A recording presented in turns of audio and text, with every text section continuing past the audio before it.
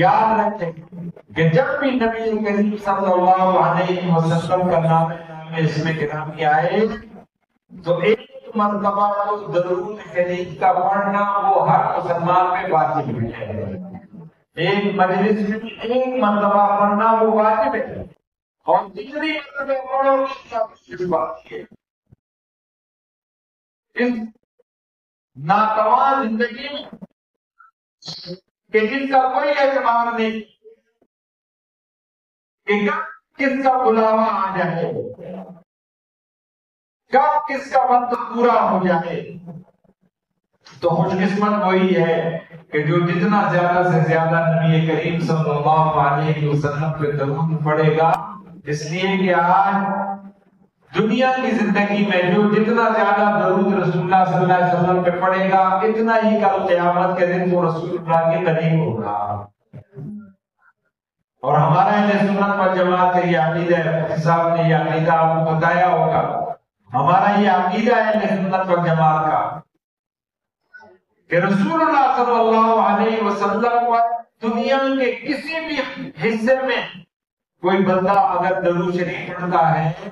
تو اللہ نے باقاعدہ فرشتوں کی ایک جماعت کی یہی ڈیوٹی لگائی ہوئی ہے کہ وہ فرشتے وہ درود شریف باقاعدہ وصول کرتے ہیں، اور وہ وصول کر کے باقاعدہ لے جا کے رسول اللہ صلی اللہ علیہ وسلم پہ اس شخص کے والدین کے نام کے ساتھ پیش کرتے ہیں. تو کتنی بڑی خوش قسمتی ہے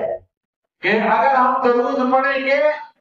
تو فرشتے ہمارا درود رسول اللہ صلی اللہ علیہ وسلم پہ ہمارے والدین کے نام کے ساتھ پیش کریں گے کہ یا رسول اللہ فلاں ابن فلاں نے اے اللہ کے حبیب اس نے آپ کے لیے یہ تحفہ بھیجا ہے.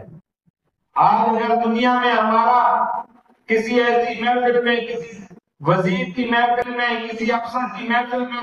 کسی ایسے جو کے سامنے تذکرہ ہو تو ہم کتنا خوش ہوتے ہیں کہ فلانی جگہ میرا ذکر ہوا تھا.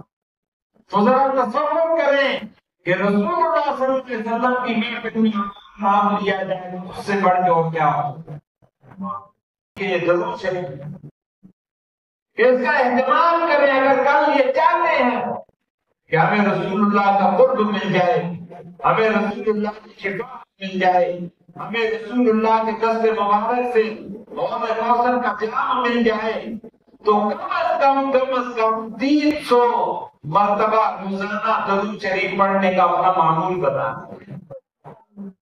اور یہ ایسی عبادت ہے، یہ ایسی گارنٹی والی عبادت ہے. باقی جتنے بھی عمل ہم کرتے ہیں اور تمام اعمال میں